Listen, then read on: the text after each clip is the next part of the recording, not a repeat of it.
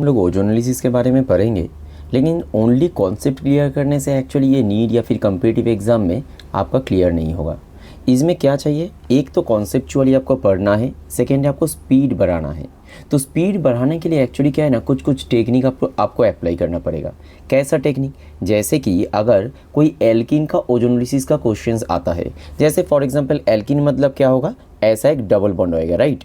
तो ऐसा एक डबल बॉन्ड अगर आएगा, उसमें अगर तुमको रिएजेंट दे रहा है ओजोनोलिसिस के लिए O3, तो फर्स्ट क्या होगा ना, फर्स्ट हमारा क्या काम है, वो डबल बॉन्ड को मिडिल से ब्रेक कर दो और ब्रेक करने के बाद दोनों साइड डबल बॉन्डेड ऑक्सीजन लगा दो। तो इसमें क्या प्रोडक्ट तुमको मिल जाएगा, एक ये वाला प्रोडक्ट मिल जाएगा और ये वाला प्रोडक्ट मिल जाएगा। बस यही सिंपल सा टेक्निक यूज़ करना है।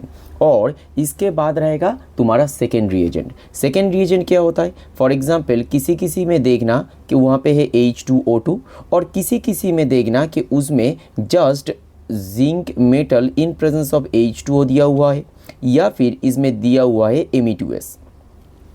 तो ये दोनों मतलब ये और Me2S, ये दोनों में कोई भी एक अगर इसमें यूज़ करेंगे, that will actually do the reductive workout, where as in case in presence of H2O2 it will behave as an oxidising agent. तो क्या होगा, ये तो तुम्हारे पास जो आ गया अभी, ये है एल्डिहाइड, ये तो कोई कीटोन नहीं है, तो एल्डिहाइड तो फर्दर ऑक्सीडाइज हो सकता है ना। So it will be converted into HCOOH and another this formaldehyde will be converted into HCOOH.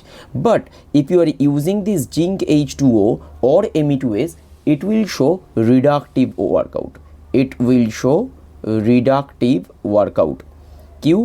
Because this is not the oxidizing agent, rather it can behave as reducing agent. So इसके presence में क्या होगा, zinc अगर H2O ऐसा अगर तुम लोग use करोगे, तो जिंक क्या होगा ना, H2O2 का जो ऑक्सीडाइजिंग पावर है उसको ख़त्म कर देगा। तो H2O2 का अगर ऑक्सीडाइजिंग पावर को ये ख़त्म कर रहा है, then in presence of zinc H2O क्या होगा, ये aldehyde as it is aldehyde ही रहेगा, ये फर्दर एक्चुअली एसिड में कन्वर्ट नहीं हो पाएगा। अनदर एग्जाम्पल हम लोग देख लेते हैं, अगर इसमें हम लोग O3 और H2O2 देंगे तो क्या होगा, पहले क्या होगा, मैं क्या बोला कि जनरली जो डबल बॉन्ड होगा उसका मिडिल से ब्रेक कर दो और दोनों साइड डबल बॉन्डेड ऑक्सीजन लगा दो। तो फर्स्ट स्टेप क्या होगा, ये डबल बॉन्डेड O हो जाएगा, ये डबल बॉन्डेड O, मतलब क्या हो गया, एक हो गया तुम्हारा एसिटाल्डिहाइड, दूसरा हो गया क्या, फॉर्मेल्डिहाइड।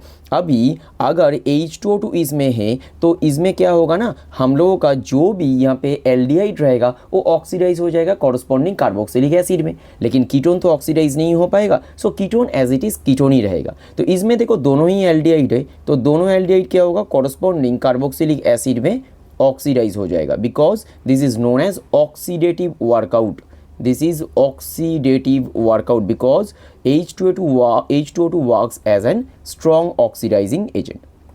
ओके लेकिन अगर इसमें हम लोग O3 और सेकेंड जो H2O2 है उसके बदले में फॉर एग्जांपल अगर हम लोग ऐसा कोई दे देते थे कि O3 दिया और सेकेंड क्या दिया, zinc metal in presence of water, ये अगर हम लोग देते तो इसका जो एन प्रोडक्ट रहता वो एल्डिहाइड में ही ख़त्म हो जाता और इसके बाद ये एसिड में कन्वर्ट नहीं होता। सिमिलरली अगर ये वाला हम लोग देखेंगे, ये रहेगा C, ओके, और लास्ट वाला मैं कर देता हूँ D।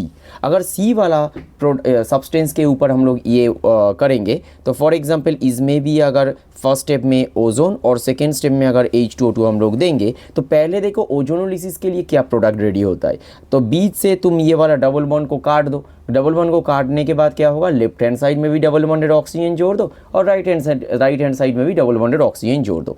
अभी देखो इसमें क्या आएगा, एक तो कीटोन आएगा, एक क्या आएगा, एक आएगा मेरा एल्डिहाइड मतलब एसिटाल्डिहाइड।